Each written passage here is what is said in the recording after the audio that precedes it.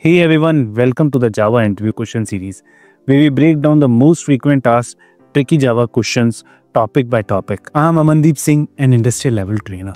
And in this series, I'll not only cover the right answers, but also deep dive into the concepts, why they matters, common pitfalls, and the best industry level approach to solve them.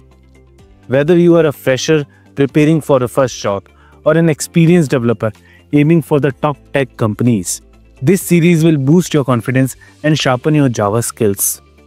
This would be our first question. What are the main features of Java? Java is one of the most widely used programming language today, and the reason behind its popularity lies in its powerful feature. Let's break them down one by one with the real life example so make it easier to understand. Simple.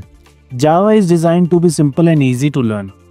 Its syntax is cleaner and similar to C++, but without the complexities of pointers. This makes Java more user-friendly, especially for the beginners. Think of an automatic car. You don't have to worry about changing gears manually, making it easier to drive. In the same way, Java works. It removes complexity like memory management and making coding smoother. Object-oriented.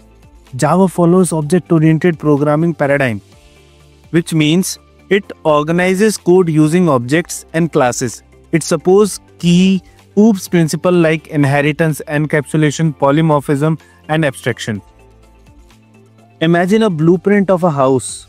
The blueprint of a house defines the structure, but each object built from it can have different colors, furnitures, while choosing the same design. Similarly, Java classes defines objects that can have different values and behaviors.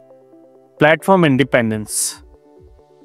One of the biggest strengths in Java is its platform independent. This means you can write Java code once and it will run on the operating system without modification. This is possible because of Java Virtual Machine, which allows Java program to execute on different platforms. Think of an universal phone charger that work on multiple phone brands. You don't need separate charger for each devices. Just like that, Java which runs on Windows, Mac and Linux without changes. Robust. Java is designed to be highly reliable. It has automatic garbage collection, strong memory management and exception handling, which help prevent crashes and memory leaks. Imagine a self-driving car that can detect obstacles and apply brake automatic to prevent the accident. Java's error handling mechanism works similar way, catching error before they can cause a major issue. This is the power of Java. Secure. Java prioritizes security. It don't use pointers, which help prevent direct memory access and vulnerabilities. Java also has bytecode verification that has a security manager to ensure safe execution. Think of a bank locker. It requires multiple security checks like PIN verification, biometric, OTP, and keys. Similarly, Java has multiple layers of security to prevent application from unauthorized access and threats. Multi-thread. Java allows multiple tasks to run simultaneously using multi-threading, making application faster and more efficient.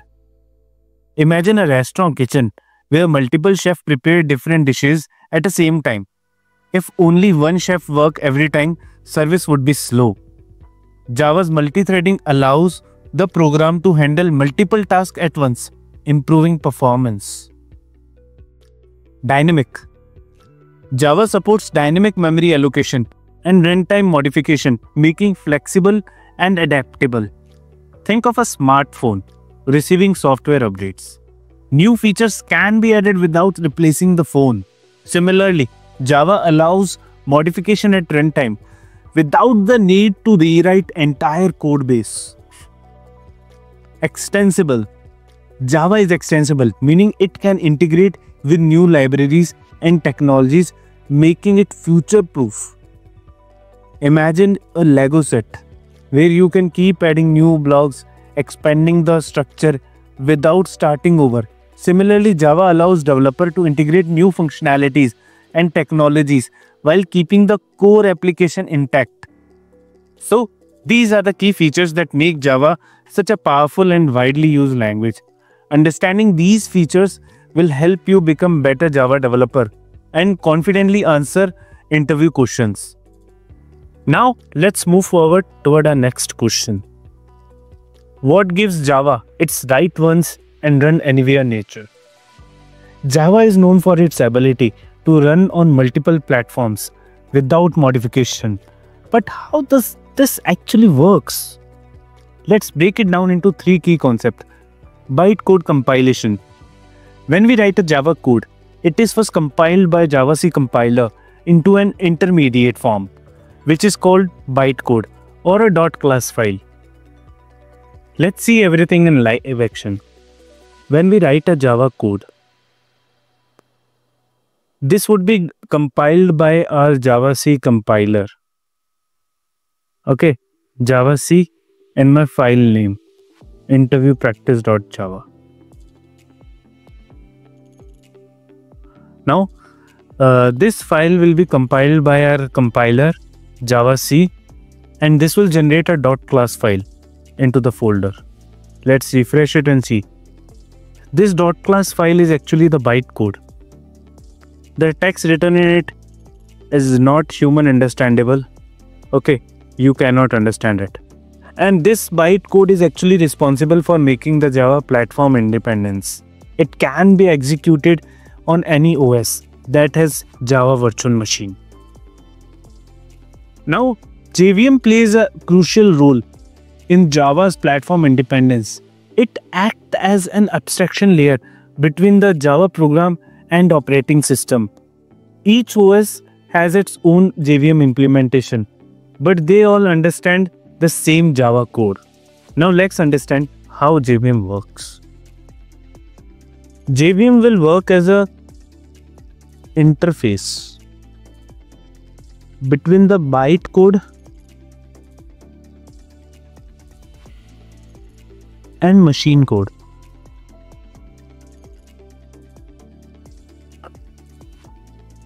Okay, this will take bytecode as input. And according to machine, let's say we have a Linux machine here. So it will convert according to the Linux machine.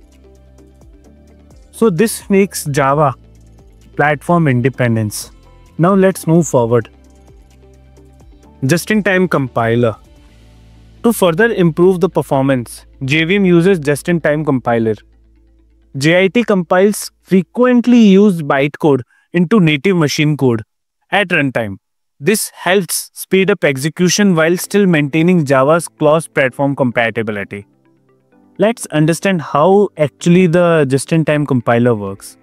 It is just like caching system. Okay, so let's say some Java code which we are frequently using. Okay, let's say I have a Java code for login. Okay, I am frequently logging in the system and logging out of the system. Okay, so what just-in-time compiler will do? Just-in-time compiler will compile this code at runtime.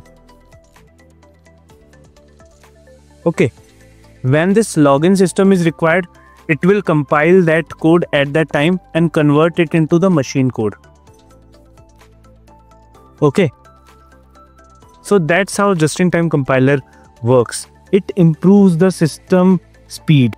Now let's move forward toward our next question. This would be our next question.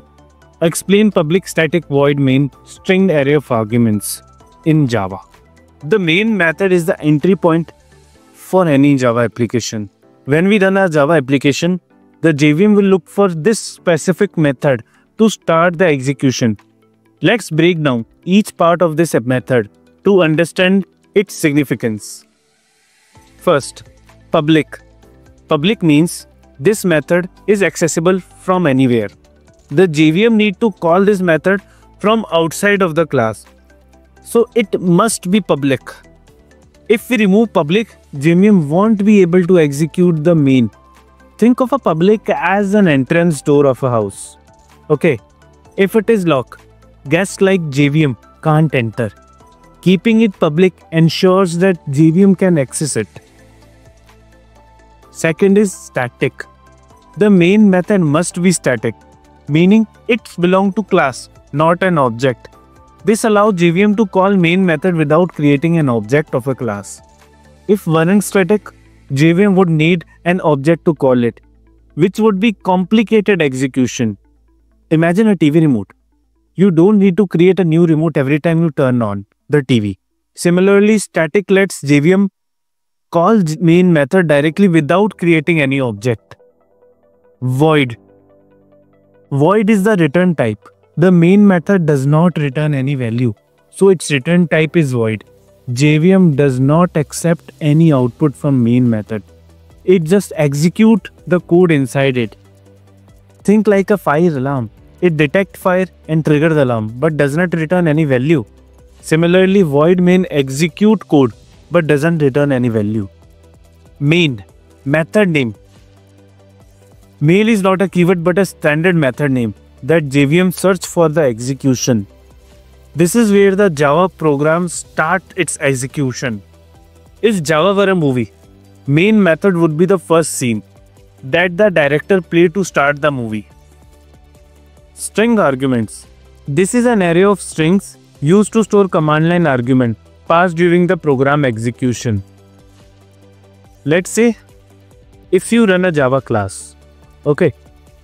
So for running Java, you would like Java and interview practice. Here let's say you are passing hello. Okay.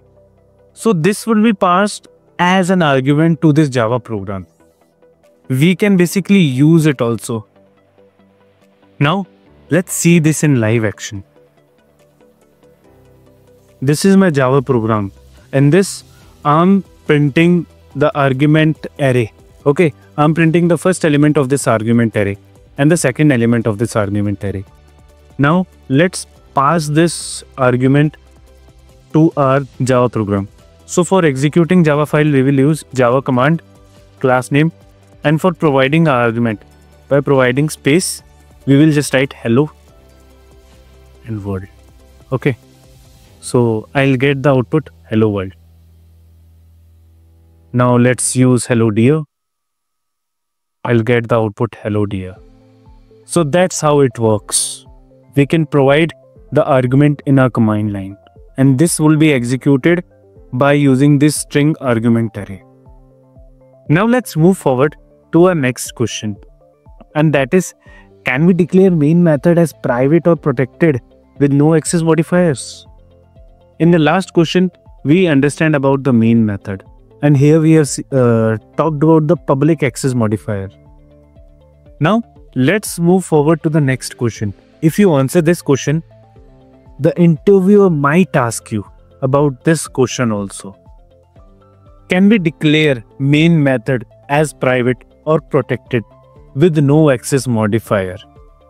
Let's break it down to understand why Java enforces public access for the main method. Why public is necessary? If the main method must be accessible by JVM from anywhere, if it is not public, JVM cannot access it, leading it to a runtime environment. Think of a public garden where anyone can enter without restriction. It is similar to public main, which the JVM can access freely from outside the classes. What happens if we make it private? If we declare main method as private, it won't be accessible outside the class. The JVM tries to call it but fails, causing it an illegal access error at runtime. Imagine a private property with a locked gate. Only owner can enter. Similarly, private main is locked inside the class and JVM is not allowed in. What about protected or default access? Protected means restricted access to subclass only, but the JVM does not extend any class, so it fails. Think of an apartment building where only resident can access. If you are outsider, JVM can't enter unless you are of the same group or package. So let's conclude all of this. Since public make main globally accessible, the JVM can always call it. Java enforces this rule to ensure smooth execution of program without accessibility issue. Okay, now let's see everything in live action. Here we are making this main method as private. Okay, now we will see while compiling we won't see any error. Now let's just run the code. Okay, after running the code, I'm getting an error that could not find or load main class. This is because JVM is not able to find the main class. That's why I'm getting the error. Now let's clear the screen, and in this, let's make it protected. Okay, after making it protected, again we will just compile our class. The class will compile fine, but at runtime while running the class, okay, I will get this error like main method not found. Okay, please define method in the main area. Okay, so we are getting this error because we are making this access modifier as protected or private. Let's make again it public. Now JVM will find this method.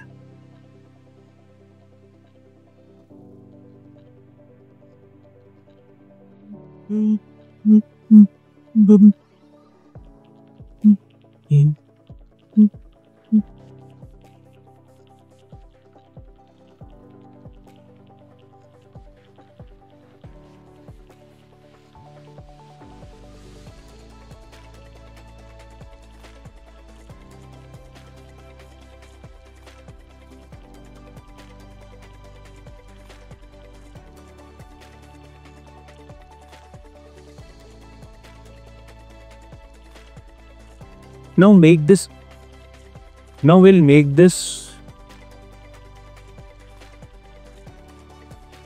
make this protected method as public. Now let's run this class. Okay, so Java C, no compile time error, no runtime error, and our code execute fine. Okay, so that's why we cannot declare main method as private or protected or with no access modifier. So after answering this question, there would be a great chance interviewer would ask you the next question. Okay, so let's move forward toward our next question. This would be our next question. What will happen if you don't declare the main method as static? Let's break it down with simple examples. Firstly, we are going to cover like how actually JVM calls the main method. Okay, so JVM actually calls main method directly. Okay, without creating any object. JVM calls main method directly without any object.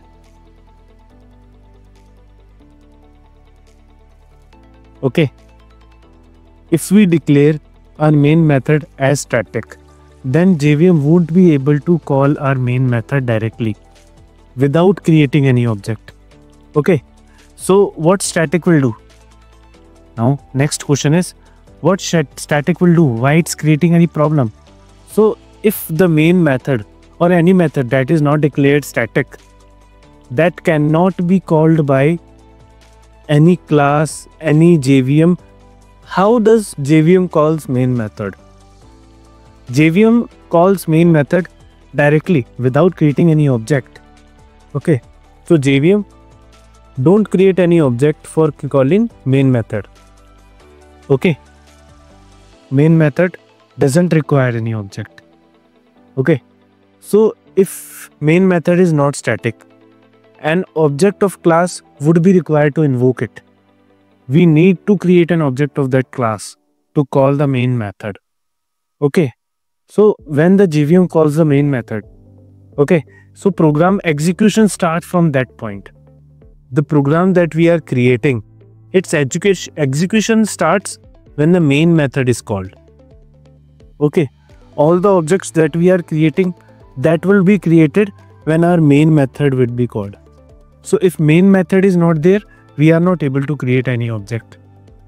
And if we are not declaring our main method as static, we would require an object to create the main method. So this would create an circular dependency. Our main method will be requiring an object.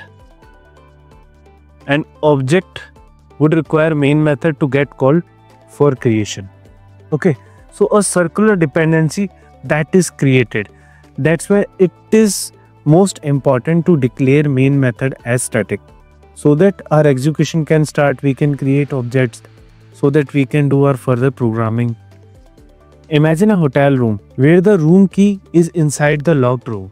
You need the key to open the room, but the key is already inside the room.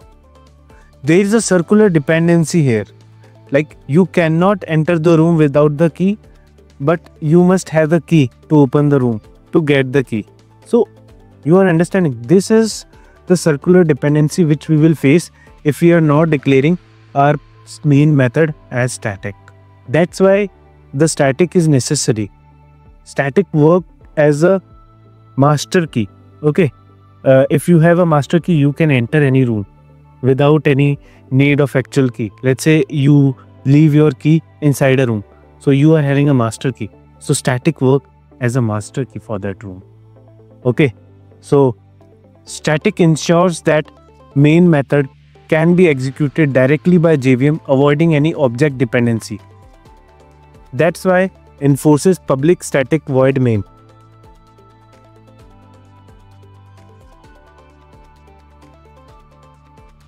That's why public static void main enforces that structure. And this is important. Without static, JVM need an object. No object exists at startup, and this will cause an error. So to summarize all this, without static, JVM would need an object. Okay, creating an object is impossible.